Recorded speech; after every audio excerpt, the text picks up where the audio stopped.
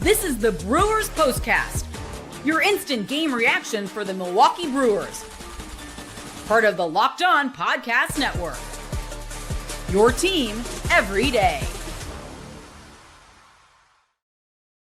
They say all good things must come to an end, and for your Milwaukee Brewers, it does so in heartbreaking fashion. A 4-2 loss tonight snaps their 8-game win streak in Cincinnati to the Reds as they fall to now 33-29 on the season. Hello, everyone. Welcome into the Locked On Brewers postcast. My name is Brandon Snide. You can follow me over on Twitter at Brandon_Snide. And thank you, as always, for making Locked On Brewers your first listen each and every day. So very much greatly appreciate each and every one of you. Lots to get to on the program. The win streak comes to an end, as you heard, a 4-2 loss to the Cincinnati Reds. We'll get to what happened throughout the course of this game. Brandon Woodruff, I was going to say Woody Peralta. I don't know where that came from. Brandon Woodruff with a freak injury tonight. It will discuss exactly what happened with the Brewers star pitcher, and the bats for Milwaukee in a pitcher's duel go silent tonight. Are you concerned as a fan? We'll dive into all of that on the program this evening. As always, your thoughts, your comments, your questions, concerns, welcomed on the show. We'll get to all of it as we always do. We begin with the scoring summary brought to you tonight by Supply House and Monarch Money. Christian Yelich not slowing down for the Milwaukee Brewers tonight, singling to left field. That would score Bryce Terrain and give the Brewers an early 1-0 lead. And then Sal Frelick, again, we had talked about him being sort of the heartbeat for this team last night. I know a few listeners on the show had mentioned that. Sal Frelick with a home run to right field, 357 feet to be exact. That would have given the Brewers a 2-0 lead. But then the Reds would bounce right back in the bottom half of the fourth inning. Stevenson homering to right, 2-run shot would tie it up 2 apiece. Connor Joe would hit a sac fly in the 7th. That would score Fraley. That would give the Cincinnati Reds a 3-2 lead. And Will Benson would come in the bottom of the 8th and homer to left center. In the bottom of the 8th, it would give Cincinnati a 4-2 lead. But then the Brewers would get 2 quick outs in that 9th inning. Caleb Durbin would reach on an error by Elly De La Cruz, who overshot the first baseman on his ground out. He would go to second base. That would bring up Jake Bauers for your Milwaukee Brewers. And if we have ever seen this game end in a way that we've done to other teams, i.e. Lorenzo Cain, that's exactly what happened to Jake Bauers. A dead shot to center field. It sounded off the crack of the bat like it had a chance. It certainly had the distance to clear the fence. TJ Friedl timing it perfectly at the wall in center field, robbing Jake Bauers of what would have been a game-tying 2-run home run, and who knows what would have happened from there on out for the Milwaukee Brewers. But they do take the loss. The 8-game win streak comes to an end, a 4-2 loss for your Milwaukee Brewers. Still 4 games over 500, 33-29, but 15-9 on the road. Your thoughts, your comments, or questions, concerns, welcomed on the program. We begin with our everydayer, Nick. You knew it had to come to an end, but I didn't want it to be pitching and more or less about quiet bats, but they tried to give Durbin and Bauers credit. In the bottom of the 9th, that's all you can ask for, right? Was an opportunity. First 2 quick outs for the Milwaukee Brewers. Caleb Durbin put the ball in play. Elly De La Cruz, I don't know what. I mean, I know Caleb Durbin's fast, but I don't know. Elly has those moments. He's got such an arm that sometimes I don't know if he knows how strong it is sometimes. But it gave the Brewers an opportunity. I mentioned it on the program a few weeks ago before Yelich got hot. I said, hey, man, don't discount Jake Bauers as being maybe one of your best hitters on this roster. And he had a shot to dead center. It looked like it was going to go. It sounded like it was going to go. TJ Friedl just made a heck of a play. We've seen it time and time again with this Milwaukee Brewers team defensively. You know, Blake Perkins comes to mind. Obviously, Lorenzo Cain, as I mentioned. Jackson Trios had a couple. It happens, and you got to tip your cap to the Cincinnati Reds, who do beat the Brewers tonight 4-2. Jordan also on YouTube. Peralta should have been pulled after the leadoff walk, in my opinion. His command dwindled after the first handful of innings. Take him out of the bullpen. It is rested. Utilize them. Jordan, thank you for your comment. Thanks for all of your comment. That's going to get me right into exactly where I think this game was lost for your Milwaukee Brewers on a 4-2 loss to the Reds in Cincinnati. Time to reveal where the game was won or lost. It's the turning point. If you are just tuning in, maybe you missed the game, and you look at the box score, you look at Freddy Peralta's line, 6 innings pitched, 7 hits, 3 earned runs, 9 strikeouts to only 3 walks. It certainly didn't feel like it was a dominant start from Freddy Peralta. Those numbers will tell you it's pretty good, and certainly it is, and I think it was a better start for Freddy than we have seen certainly as of recent memory. But the 7th inning was the turning point for me in this one. He was at 87 pitches after that 6th inning had ended. Now, keep in mind, prior to that, he had worked himself out of a handful of jams, most notably in the 5th inning where he loaded the bases. And I believe it was Stevenson or Steer, one of the two, who gave him, he just could not find his command. At one point, he had 5 or 6 straight balls, just could not find the strike zone, Freddy Peralta, that is. And it was, again, either one of Steer or Stevenson swung at a 2-0 pitch and flew out to left field and ended the threat on the base pass for the Reds, and Freddie kind of got out of it. But I was sitting there scratching my head a little bit, wondering that, the TV broadcast had mentioned nobody in the Brewers bullpen was up warming up. I thought that was interesting, especially, and I know Abner Uribe and Trevor McGill, Zastrinski last night, he gets some work in tonight as well, as did Grant Anderson. For the most part, though, I thought was okay. It wasn't as bad as we had seen this bullpen in the games leading up to, about a week ago or so. However, I thought that might be the moment where Pat Murphy would have kind of put his foot down and said, no, you're good. 87 pitches. Command's just not there quite as much as we wanted to be in a ball game that was at the point of a 2-2 score. So it was still within grasp for this Milwaukee Brewers to win the game. They eventually allowed Freddy Peralta to go out there. He threw, I believe it was 16 more pitches. Yeah, he finished with 103.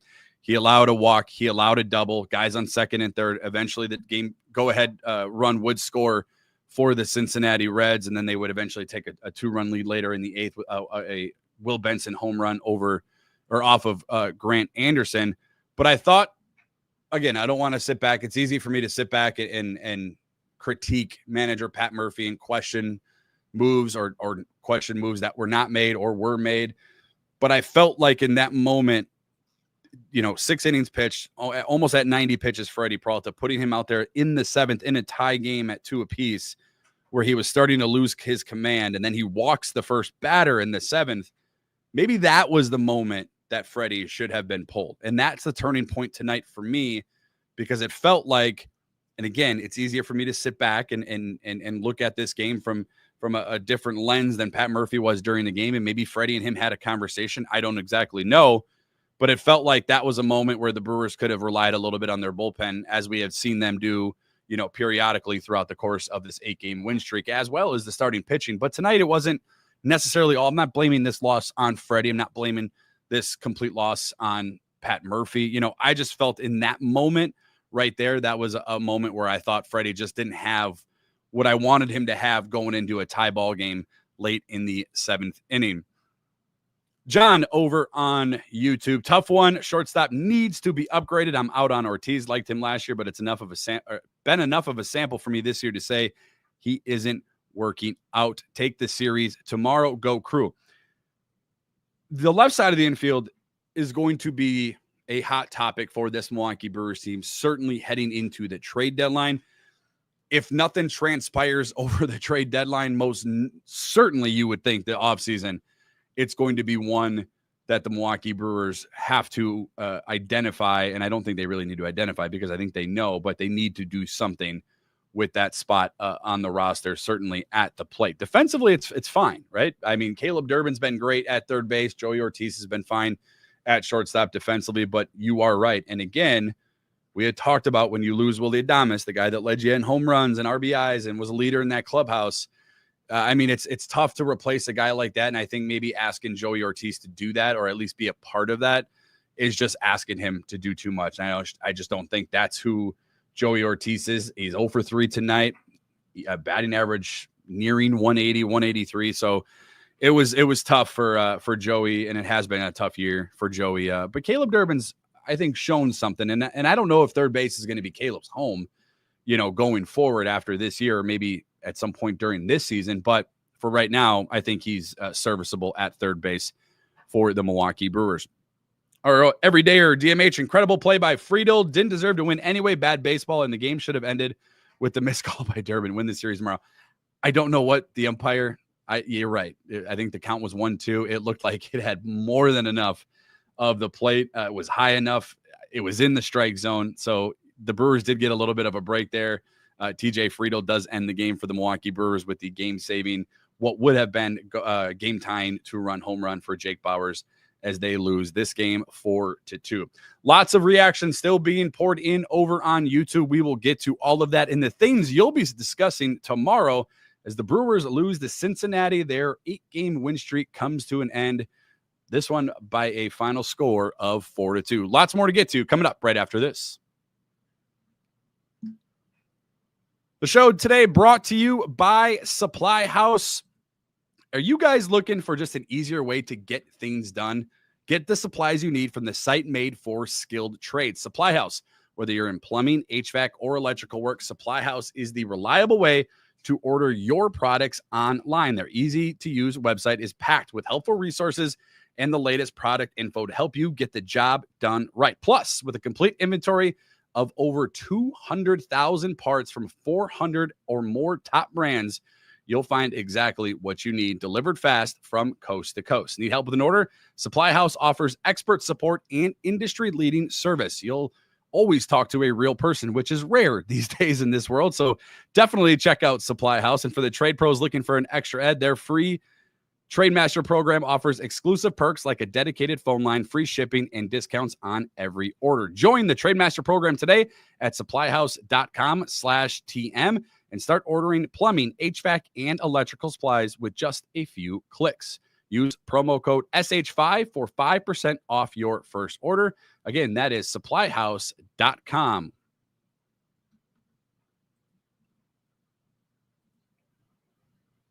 The show today also brought to you by Monarch Money. Have you been wondering where your money has gone? Well, Monarch Money has a solution for you. You ever check your bank account and wonder, gee, what did I spend my money on now between dining out and online shopping and entertainment?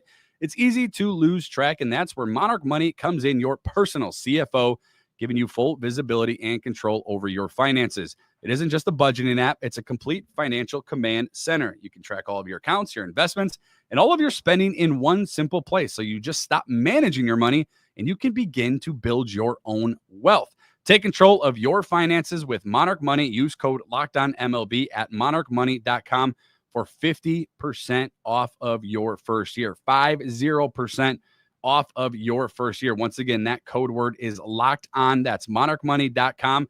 Code LOCKEDONMLB for half off your first year.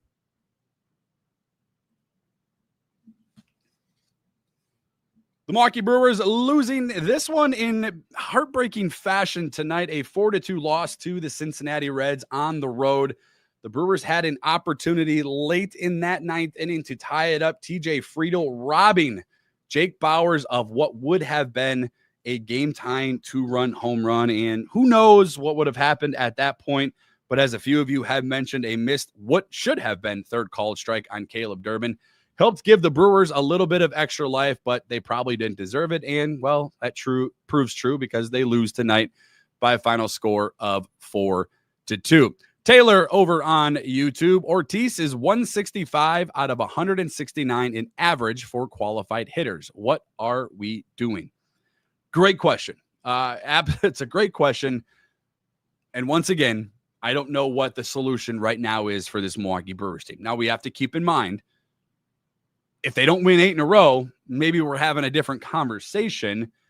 Obviously, that has changed in the way that we approach the trade deadline, and hopefully the Brewers can keep this going. And look, when you win 8 in a row, you're feeling great. Everything seems to be breaking your way. Then it ends on a heartbreaking game-saving catch for TJ Friedel in Cincinnati for the Reds win. And it's easy to kind of point at everything that's going wrong. But the Brewers did string together 8 straight wins. And they did sweep, at the moment, when they did it, the best team in Major League Baseball in the Philadelphia Phillies. And they did sweep the Boston Red Sox. And they did win game 1 against the Cincinnati Reds, and they righted the ship in Pittsburgh late in that series Sunday before they did sweep Boston. So things were trending for the Milwaukee Brewers. I'm not defending Joey Ortiz, Taylor. I agree with you. I don't think he's a solution at shortstop, but I also think that what the Brewers did in the offseason isn't really necessarily to blame for Joey Ortiz, right? Like, if you want to point the finger, I would point the finger at the ownership for not addressing when a guy that leads your team in home runs and RBIs walks out and you don't do anything to supplement that. I think asking a guy like Joey Ortiz, who, again, nobody, everybody kind of knew who he was, especially at the plate, going forward, was going to, not be what Willy Adames was at that position for the Milwaukee Brewers. And certainly that has unfortunately proven true for the Brewers as they lose tonight 4-2 to the Reds. They now fall 33-29 on the season. Ben over on YouTube, just not enough offense again. Too many holes in batting. Peralta tends to give up a bomb, so need a little offense. And that's the other thing too. And I mentioned it. The Brewers bats tonight just completely went missing. 5 hits. Give credit to Ashcraft, the starting pitcher, or not the starting pitcher, but he gets the win for the Reds. Hunter Green was the starting pitcher tonight.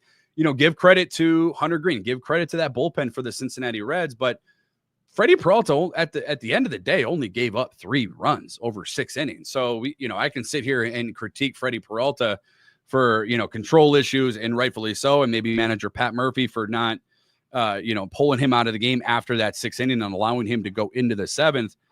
But nonetheless, you got to be able to create more than 2 runs in today's game to be able to win. And more times than not, you can't rely on your bullpen and your starting pitching to carry the weight for you. As we've seen, I don't want to get too much onto the Brewers offense because they did just score 17 runs a few games ago.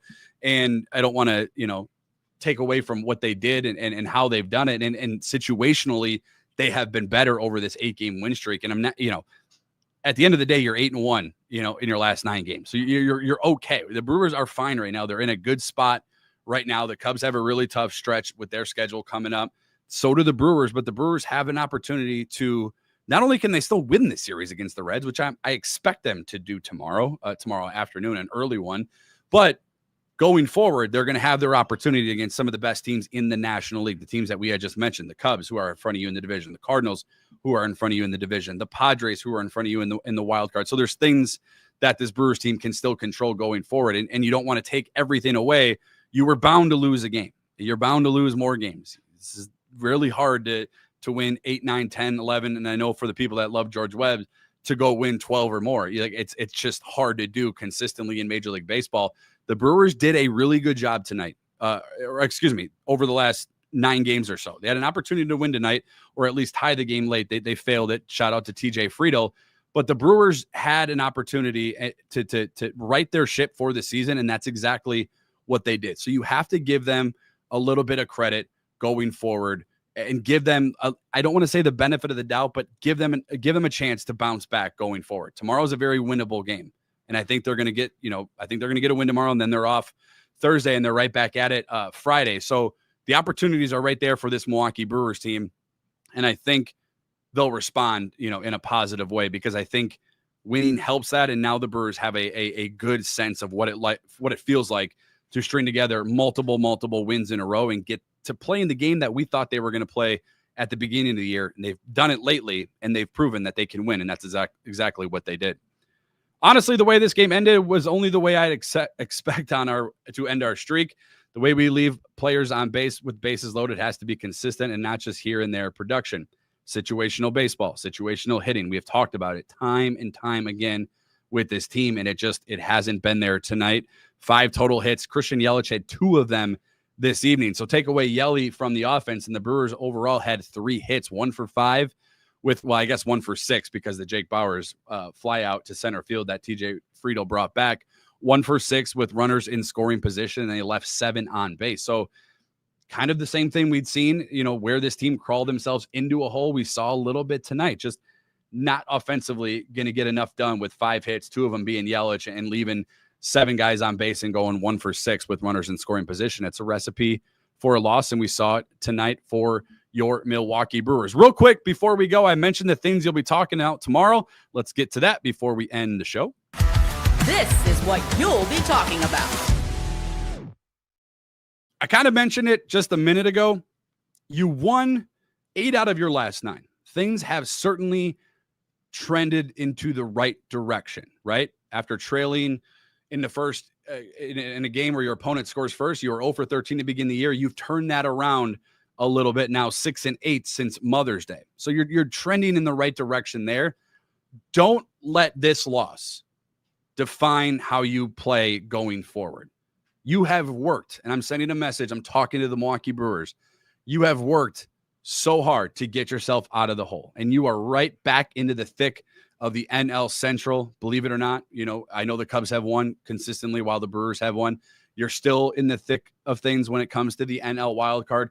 Don't fall back into where you crawled yourself and worked so hard to get out of. And this is going to be the tough test for this team, and something I'm going to be curious about, especially tomorrow with a very, very, very, very winnable game, and a game I expect them to win. The Reds are nothing special. You give them credit for the game they won tonight in the manner that they won it. Quinn Priester is going to get the mound tomorrow. Last time Quinn Priester pitched was last Friday against Philly in game 1, and he was lights out. And his last few starts have been fantastic.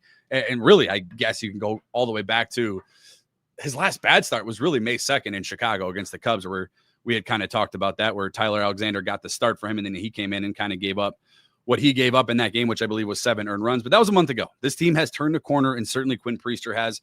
Don't allow tonight's loss to dictate how you go forward. I know the day off on Thursday is looming.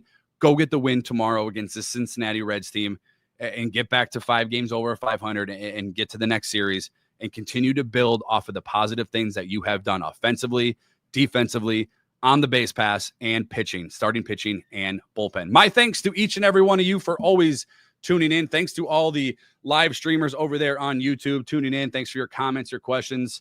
I appreciate each and every one of you. Thank you for always making Locked On Brewers part of your day each and every day. You can follow me on Twitter at Brandon_Snide. You can follow the show wherever you get audio podcasts, Google, Apple, Spotify, all those great apps, and as well as right here on YouTube. Just search Locked On Brewers. Hit that subscribe button.